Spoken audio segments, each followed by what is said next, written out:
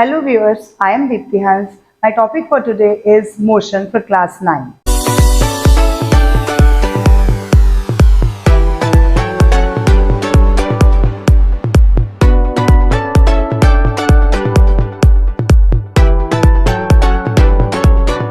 In our everyday experience, we have seen many things in motion, like people are walking, animals are running, birds are flying, water is flowing, even the phenomena of sunrise and sunset and change of season are all related with the motion of earth. Practically speaking, everything is in motion, but sometimes we say that this object is at rest because the stone is lying on the ground, so this is at rest.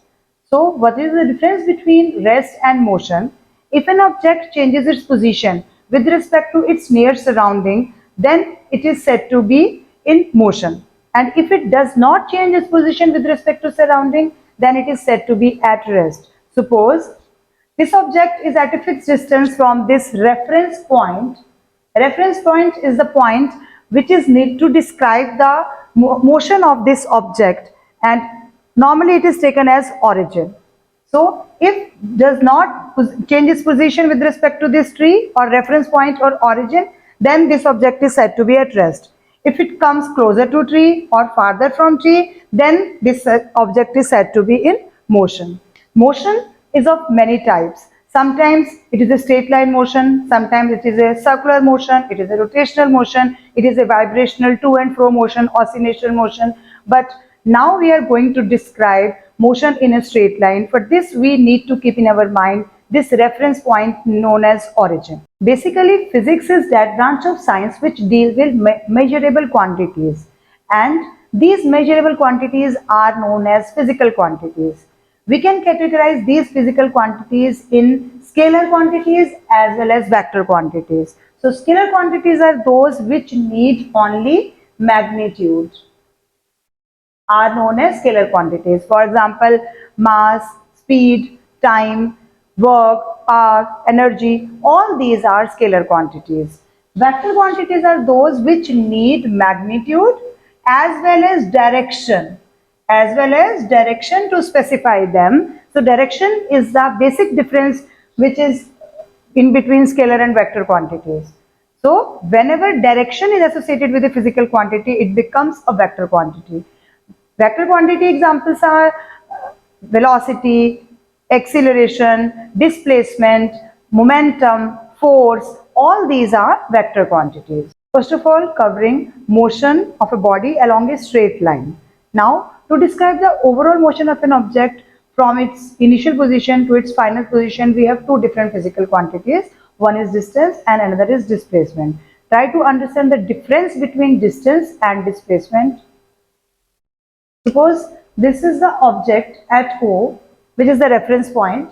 Now this object is moving from O to this point A at 60 km distance. Going through C and B, it is coming at A. Now suppose this object is going back from A to C. Now what is the distance? Distance is the total path length covered by the object. Total path length is distance, and distance covered in this point, when this object is going from O to A, this is 60 km, and when this is coming back from A to C through B, then the distance covered is 60 minus 25, which is 35. So total 95 km is the distance covered. But what is the displacement? Displacement is the shortest distance covered by the object. And in this case, the shortest distance covered from the initial position to the final position is OC, and which is equal to 25 km. Take another example. This object is going from O to A and then coming back to B. Now what is the distance covered? This is 60 plus 25. 60 plus 25 is 85 km is the distance covered. And what is the displacement in this case? Displacement is initial position is 0 and final position is 35. So displacement is 35 km. So I think now you are able to understand what is the difference between distance and displacement. Distance is the total path length covered by the object from the initial to the final position. and displacement is the shortest distance covered by the object from the initial to the final position. This is the basic difference between scalar quantity and the vector quantity. In distance, we are not taking direction in our reference, but for displacement we are taking the direction also. Now take another case. Can these two be equal? Yes, they can be equal. If the distance covered in the straight line and object is moving only from O to A, it means it is covering 60 kilometer distance. In this case, displacement is also 60 kilometer, so distance can be equal to displacement. But last thing is, distance can be greater than displacement, but displacement can never be greater than distance. Now, another case, when distance is there but displacement is 0. It is also possible because when this object is moving from O to A, covering 60 kilometer and covering back to O. In this case, displacement is 0 because there is no difference between initial and final position. So displacement is 0, but the distance is 60 plus 60. It means 120 kilometer. So conclusion is, distance can be greater than displacement. Distance can be equal to displacement. It is also possible that distance covered is there but displacement is 0. But it is not possible that displacement can be greater than distance. Now let us solve a numerical to understand the difference between distance and displacement. A farmer moves along the boundary of a square field of side 10 meter. Square field side 10 meter means all the sides are of 10 meter. In time given is 40 seconds. What will be the magnitude of displacement of the farmer at the end of 2 minutes 20 seconds from his final initial position? So in this case, the field is given that it is square field and having each side of 10 meter.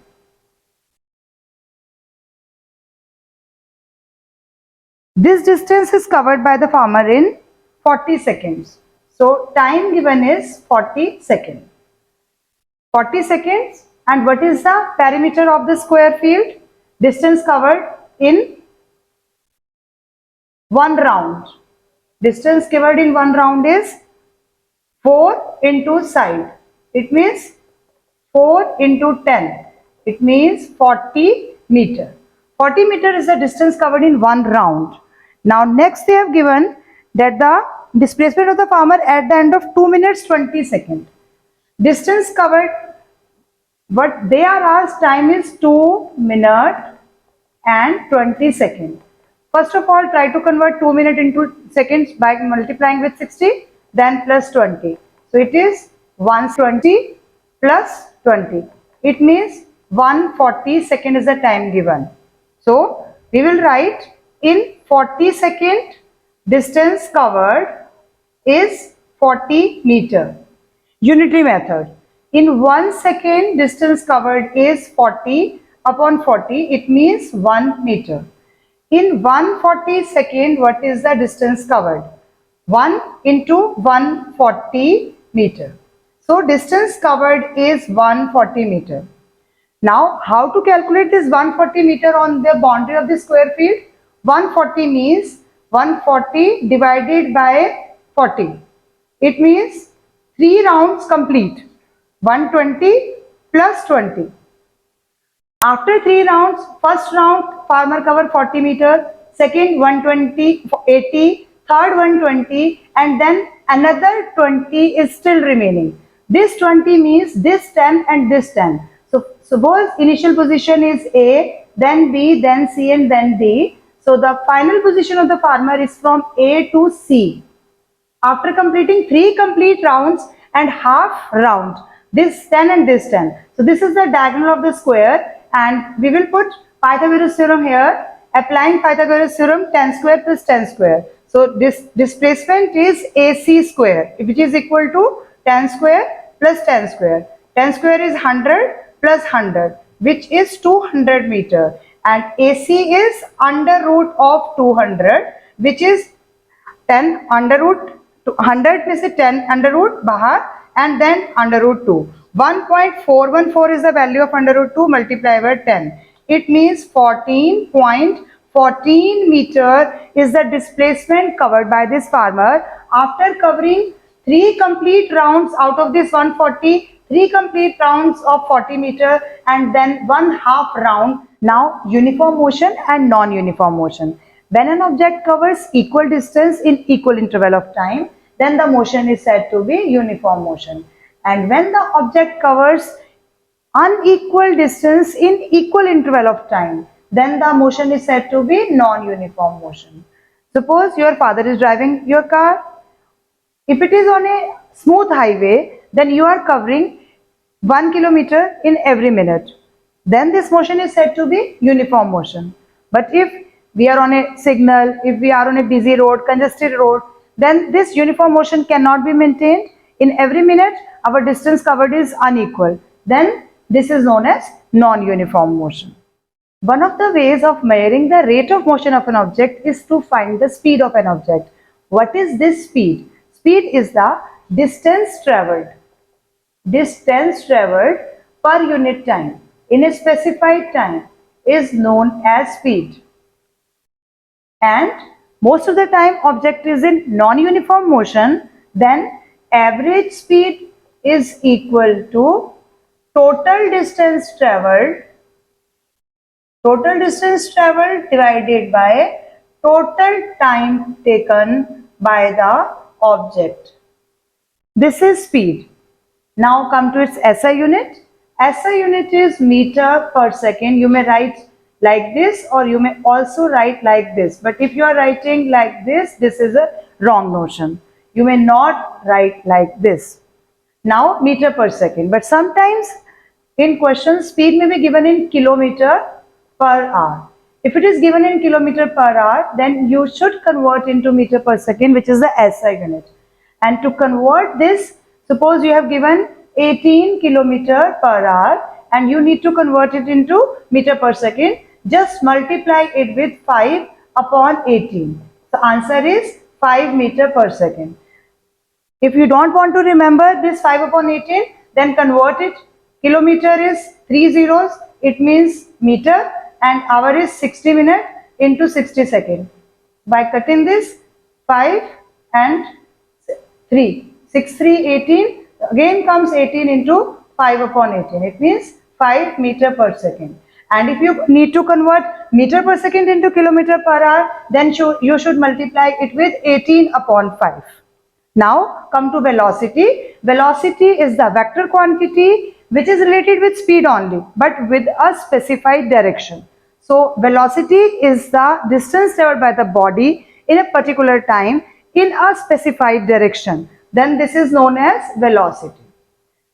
In the case of velocity, we need to cover average velocity also. And average velocity, formula for average velocity is initial velocity, which we write by the symbol small u, plus final velocity, which we write by the symbol v, and divided by 2. So whenever we need to cover average velocity, we need to add initial velocity and final velocity and then divide this by 2. You will get average velocity. SI unit of the quantity remains same because this is same as speed. Along with the direction, it becomes velocity. Now let us cover one more numerical. Usha swims in a 90-meter long pool. The pool is given 90 meter long. And she covers 180 meter in 1 minute. So distance given is 180 meter and time is 1 minute. First of all, we need to convert this minute into second. So it is 60 seconds. By swimming from one end to the other and back along the same straight path. So she is going from this A point to B point and then coming back from B to A. So initial and final position is same in this case. Find the average speed and average velocity. Now average speed is average speed formula we have just covered. Average speed is equal to total distance covered divided by total time taken. So total distance covered is 90 plus 90, which is given 180 meter, and total time is 60 seconds. So 3 meter per second is the average speed. Now what about velocity? What about average velocity? Average velocity is total displacement covered. Displacement is the shortest distance between the initial and the final position divided by total time. Now total displacement in this case is 90 from A to B and 90 from B to A. So initial and final position remains the same. So total displacement is 0.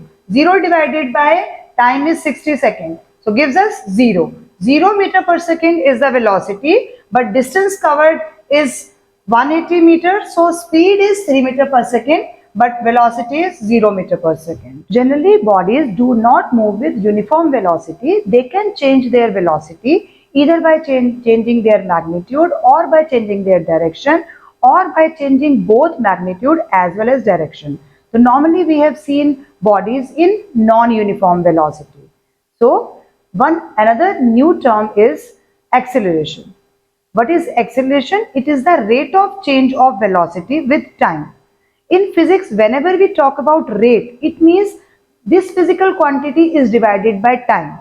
For example, I am saying that rate of change of velocity.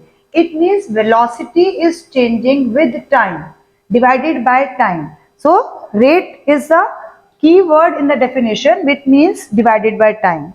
So, acceleration is the rate of change of velocity with time. So, we can write its formula as change in velocity and divided by time taken.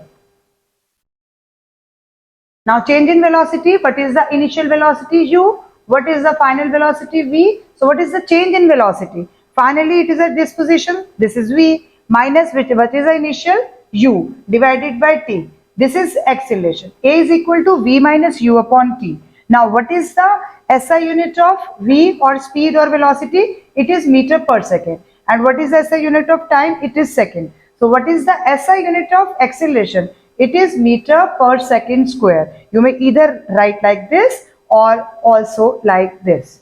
So acceleration SI unit is meter per second square. Now whenever the velocity change in velocity is in the direction in which the body is moving, the acceleration is said to be positive, and whenever it is final velocity is less than the initial velocity, then this is known as retardation or deceleration or negative acceleration. In these cases, we will put a minus sign along with the magnitude of the acceleration. Let us try to understand acceleration with the help of another numerical. A train starting from a railway station.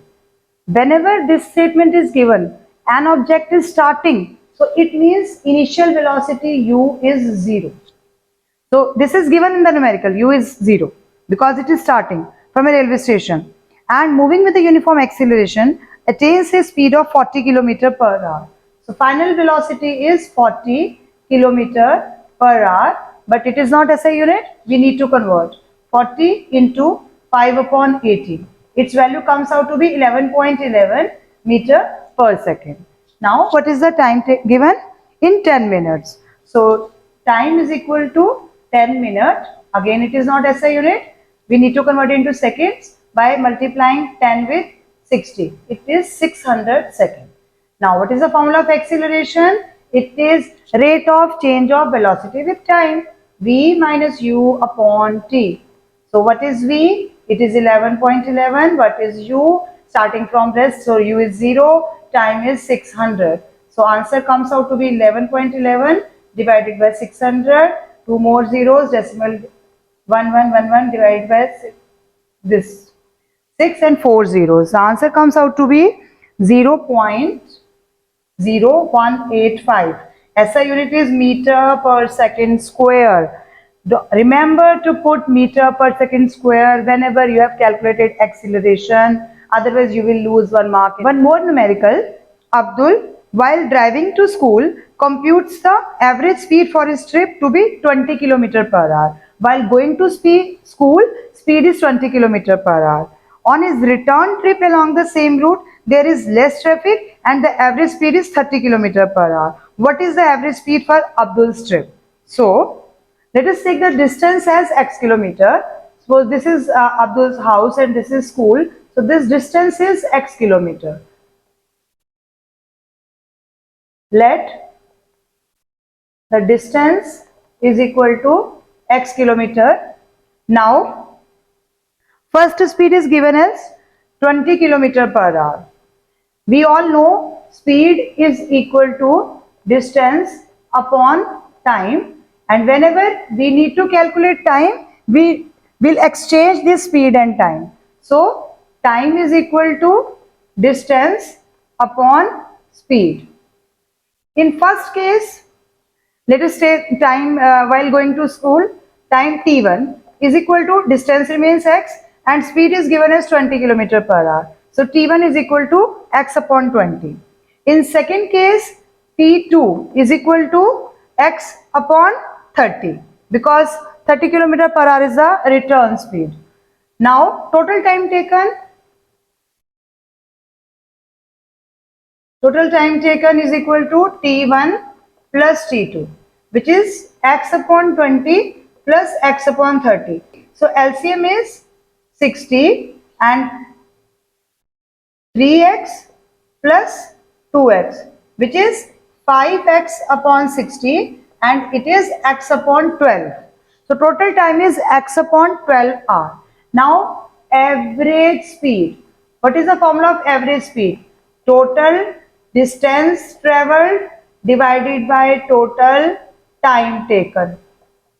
Total distance travel is x while going from house to school and x while coming back. So x plus x is a total distance and total time is x upon 12. So calculation 2x upon x plus 12. 2x into x upon 12, reciprocal of x upon 12 is 12 upon x. So 12 into 2, 24 kilometer per hour is the average speed of Abdul while going to school and coming back from school. I am sure you have understood these simple terms related with motion and numericals also. In my next video, I will try to cover graphical representation of motion and tell you easy trick to solve these graphical representations. Now, if you like my video, please do like, share and subscribe with your friends. If you have any doubts related with numericals or any term, you can tell me in the comment section. I will definitely try to solve these problems. Thank you.